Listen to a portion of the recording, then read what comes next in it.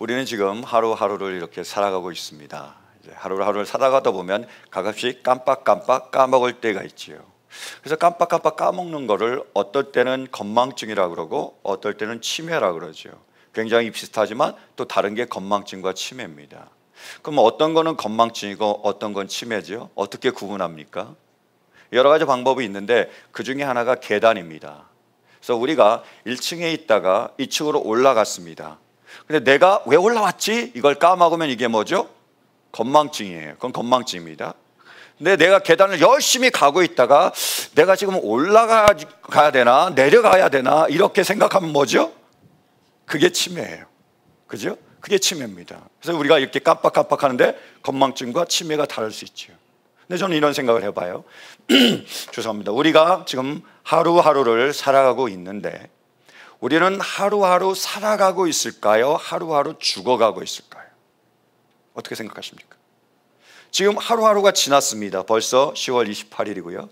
이제 얼마 지나면 10월 마지막 날이고요. 또 얼마 지나면 2018년 마지막 날이 올 거예요. 이제 하루하루를 우리가 이렇게 보내가고 있는데 우리는 지금 하루하루를 살아가고 있습니까? 하루하루 죽어가고 있습니까? 크리스찬 투데이에 그 전 축구 국가대표 선수이고 지금은 축구 해설위원인 이영표 씨의 간증이 실려 있었습니다. 이렇게 말하더라고요. 사실 국가대표가 꿈이었다. 유명해지고 싶었고 많은 돈과 인기를 갖고 싶었다. 그러면 행복한 삶을 살 거라 생각했다. 원하는 목표에 도달해 사람들의 박수와 인정, 부러움을 받으면 행복할 거라 생각했고 그 생각들이 힘든 시절 힘이 됐다. 마침내 국가대표가 됐다. 어떻게 보면 난 축구 선수로서 원하는 꿈을 이룬 사람이다. 그런데 이영표 의원은 막상 꿈을 이뤘을 때 당황했다고 얘기를 하더라고요. 그래서 잠깐의 만족감 뒤에는 엄청나게 깊은 허무가 찾아왔고 그가 갖고 있던 꿈을 이루면 행복할 것이라고 생각했는데 그게 철저히 깨졌다고 얘기하고 있습니다.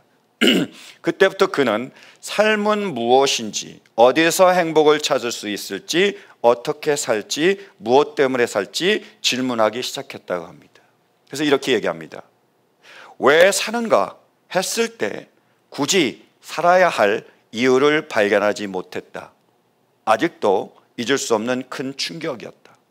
보통 오늘 하루를 살았다라고 하지만 모든 인간에겐 태어난 순간과 죽는 순간이 있다. 하루를 산 것만큼 하루만큼 죽은 거다. 죽음은 인간에게 절망이다. 결국 성공하든 돈을 벌든 그 끝은 죽음이고 절망이다. 그럼 의미가 없다. 그런 생각이 들기 시작했다. 이렇게 얘기했습니다. 여러분 우리가 태어났습니다. 죽어요. 그럼 우리는 하루하루 지금 살아가고 있습니까? 하루하루 죽어가 있습니까? 여러분 왜 사시죠? 라고 묻는다면 우리가 살아가야 할 이유가 있습니까? 목적이 있나요? 이유와 목적이 있을 때 우리는 하루하루 살아가는 것인 줄로 믿습니다.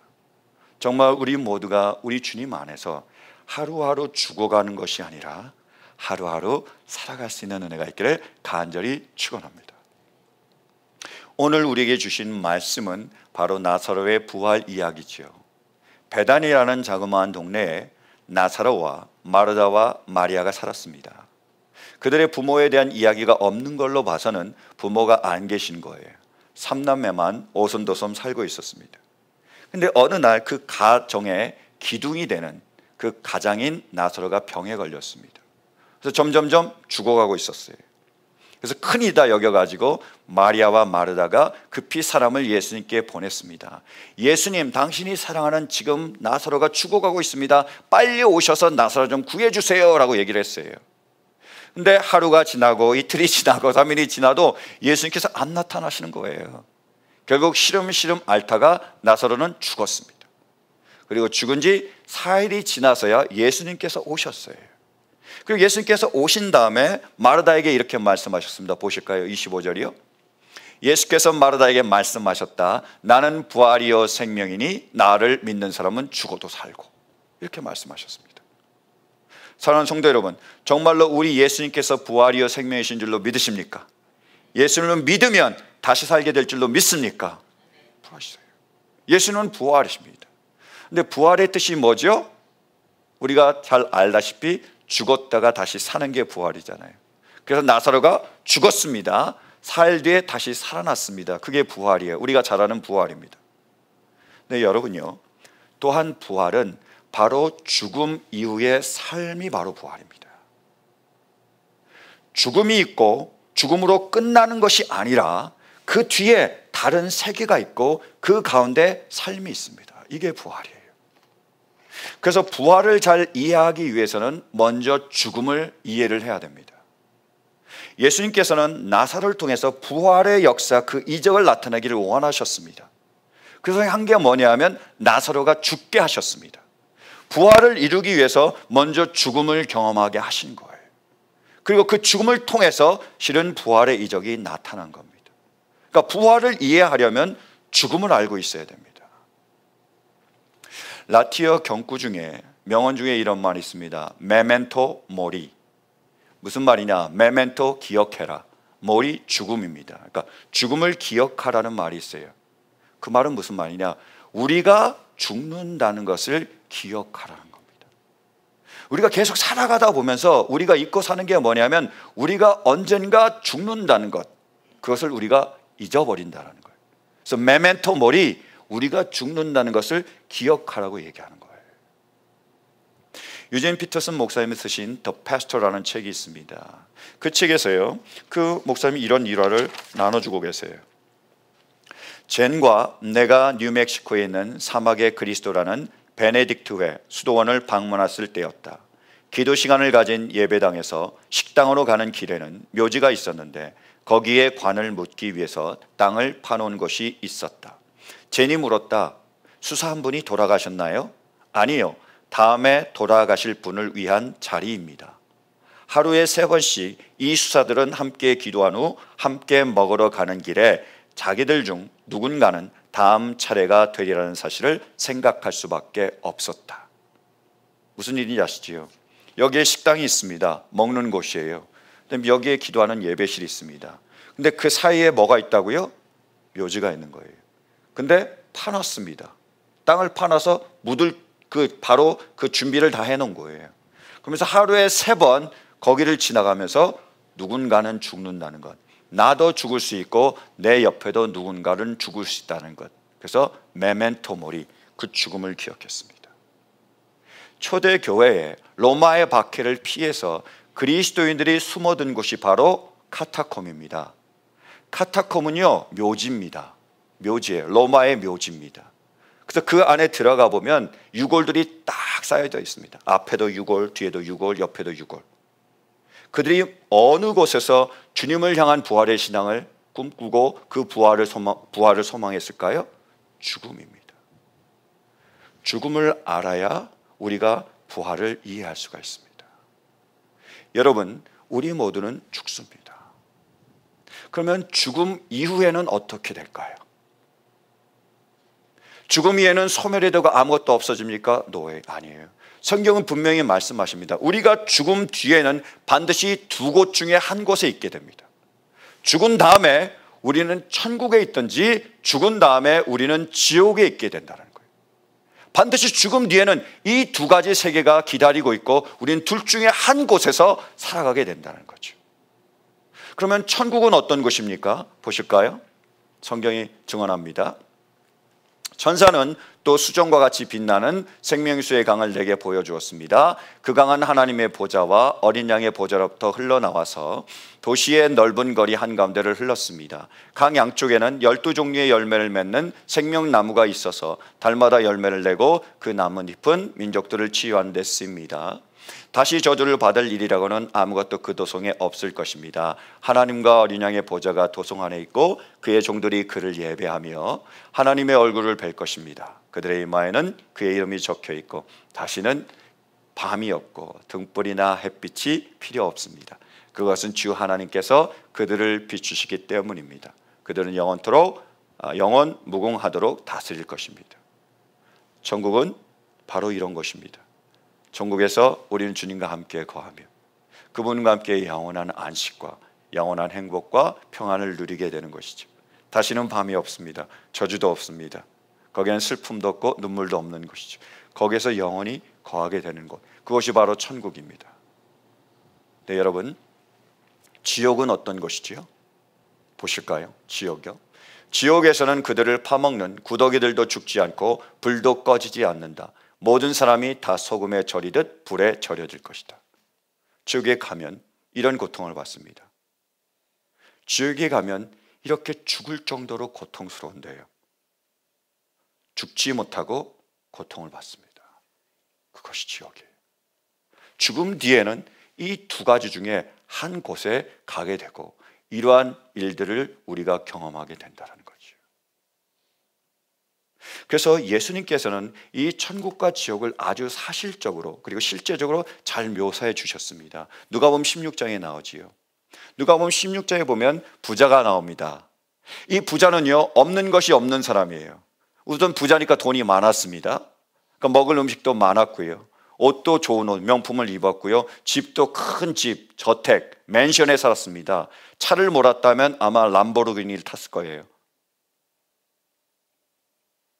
왜 람보르기니는 여러분 모르시죠? 하여튼 람보르기니를 탔을 거예요.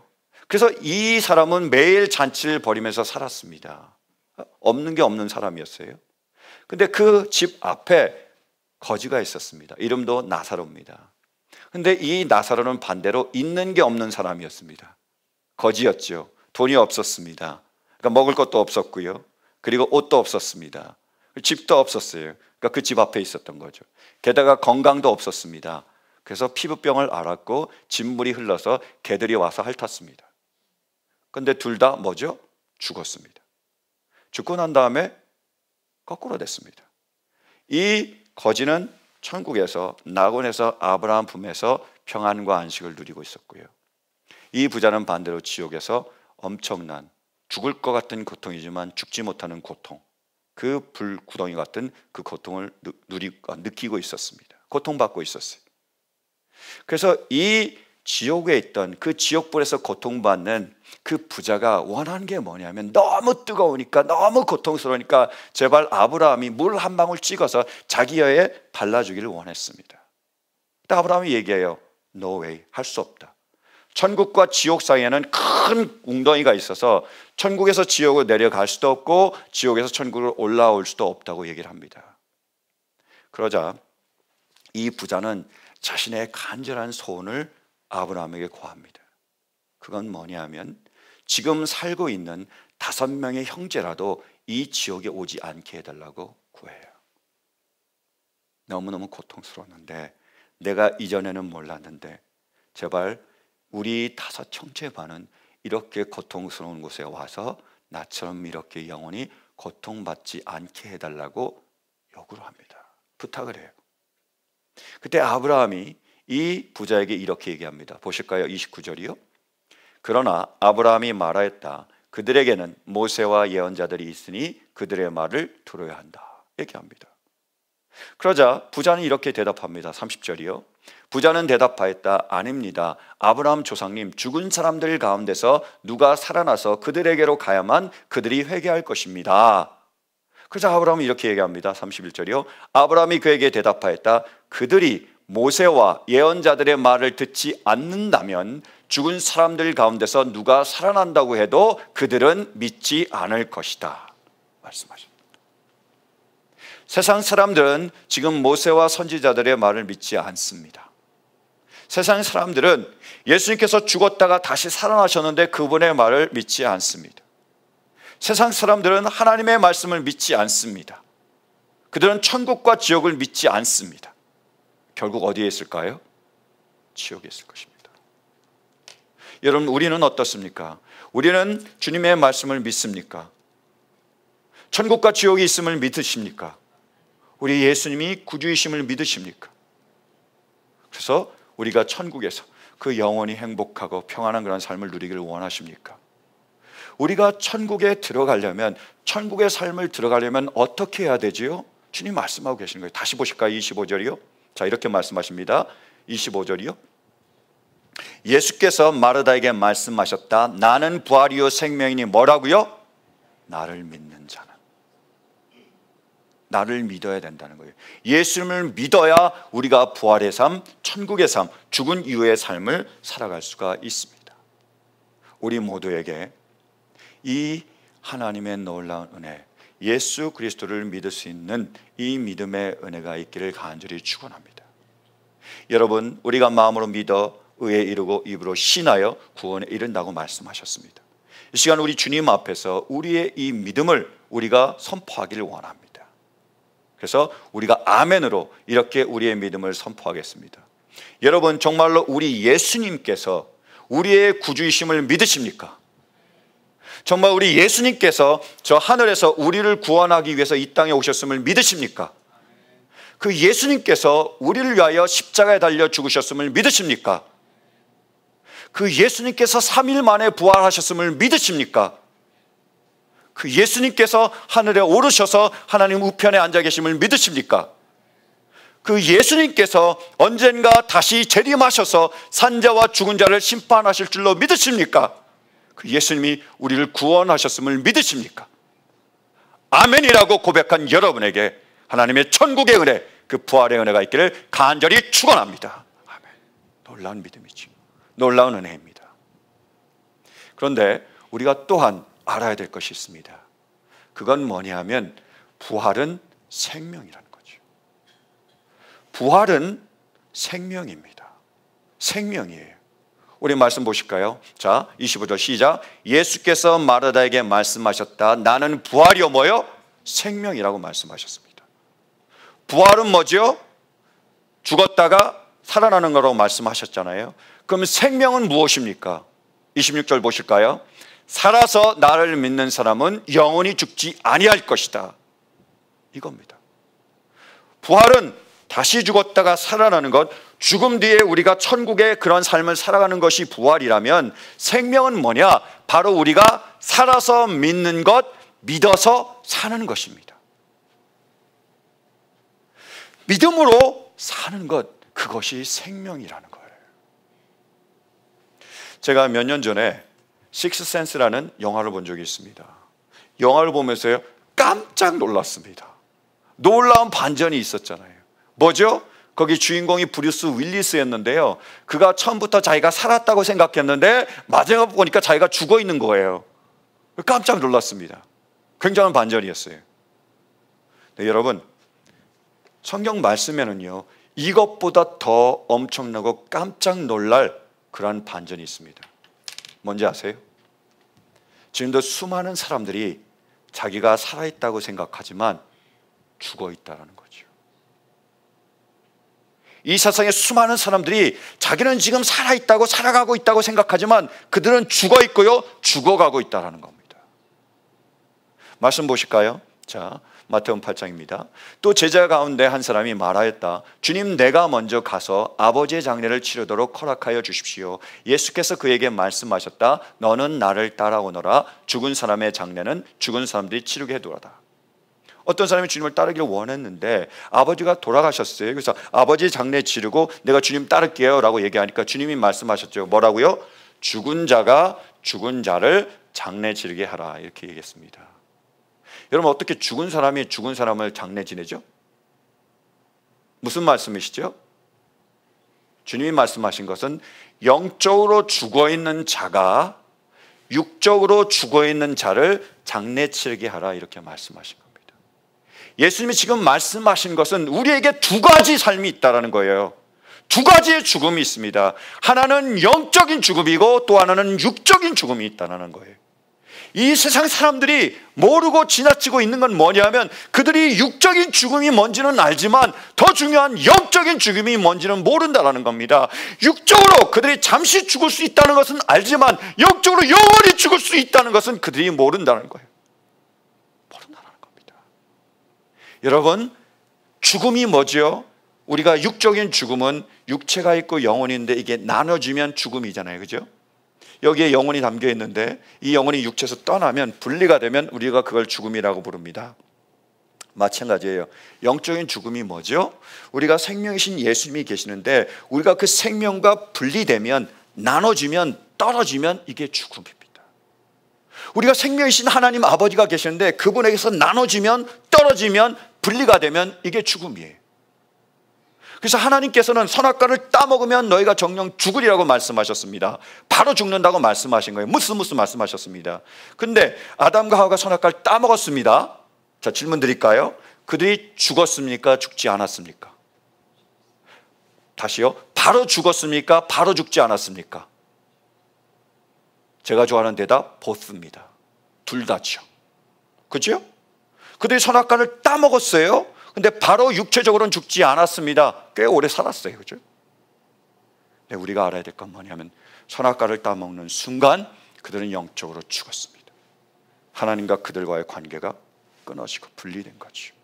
그 영적인 죽음이 결국 우리를 육적인 죽음으로 몰아간 겁니다. 그게 죽음이에요. 생명은 뭐죠? 반대입니다. 그래서 생명 대신 우리 예수님과 우리가 연결되는 겁니다. 생명 대신 우리 하나님과 연결되는 거예요. 그래서 예수님께서 죽으심으로 우리와 하나님이 화목게 됐습니다. 하나가 되게 했습니다. 연결되게 된 거예요. 그 죄로 인해서 끊어졌던 그 끊어진 단절을 예수님께서 십자가로 연결시켜 주셨습니다. 이것이 생명입니다. 예수님이 그래서 생명입니다. 그리고 그 생명으로 살아가는 것이 그것이 부활이에요. 사랑하는 성도 여러분, 이 시간 정말 주님의 크신 은혜로 우리 가운데 임하셔서 우리 모두가 예수님과 하나 되는 은혜가 있기를 간절히 축원합니다. 그래서 우리 모두가 예수님의 말씀과 하나 되는 은혜가 있기를 간절히 축원합니다. 그래서 우리가 예수님의 말씀대로만 살아갈 수 있는 은혜가 있기를 간절히 축원합니다. 예수님께서요, 나사로가 죽었을 때 찾아오셨죠. 그리고 마르다를 데리고 그 나사로의 무덤 앞으로 갔습니다. 가보니까 돌이 그 무덤을 딱 막고 있었습니다. 그때 예수님께서 마르다에게 얘기합니다. 돌을 옮겨라. 마르다가 말씀대로 돌을 옮겼습니다. 그때 예수님께서 나사로에게 말합니다. 죽은 나사로에게 말합니다. 일어나라, 나와라 라고 말씀하십니다. 그래서 나사로가 나왔습니다. 이것이 부활이에요. 이것이 생명입니다. 어떻게 했다고요? 예수님께서 하신 그 말씀대로 그들이 순종한 겁니다. 말도 안 돼. 나사로가 죽은 지 4일이나 지나서 썩어서 시체 썩는 냄새가 나. 어떻게 살아날 수 있어? 돌을 옮기지 않으면 부활이 아니지요. 무덤에 있었습니다. 나사로야 나오라고 그랬습니다. 들었는데 안 나와요. 내가 죽었는데 어떻게 나옵니까? 난 죽은 사람인데요. 난 할 수 없는데 안 나와요. 부활이 아니죠.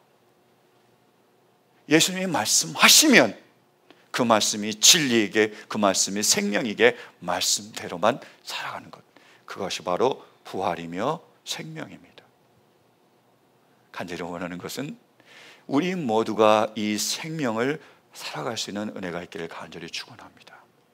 그래서 오직 말씀대로만 살아감으로 하루하루 지옥으로 죽어가는 삶이 아니라 하루하루 천국의 그 삶을 살아가면서 살아가는 은혜가 있기를 간절히 축원합니다.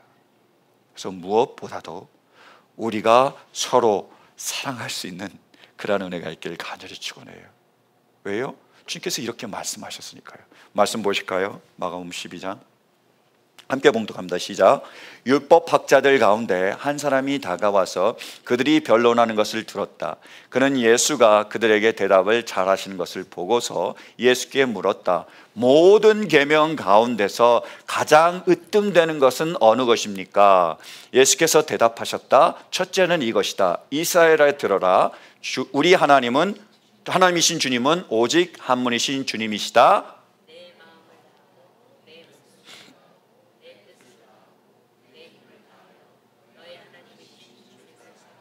아멘. 둘째는 이것이다.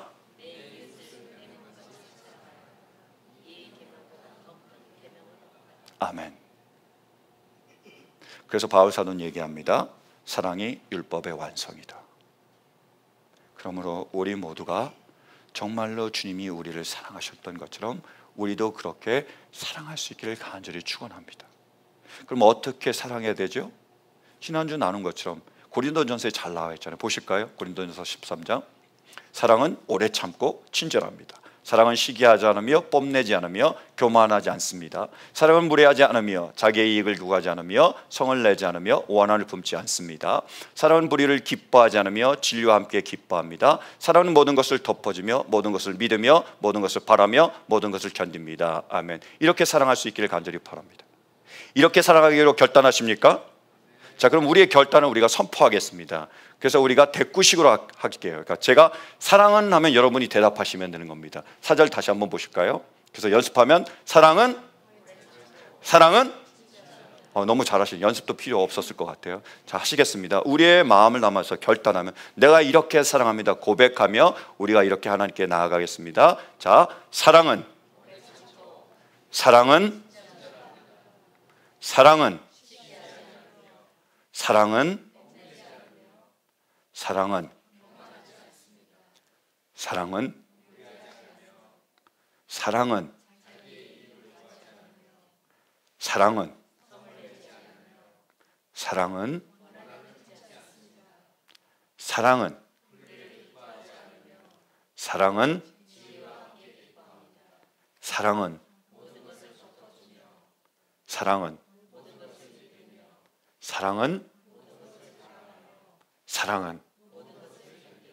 아멘.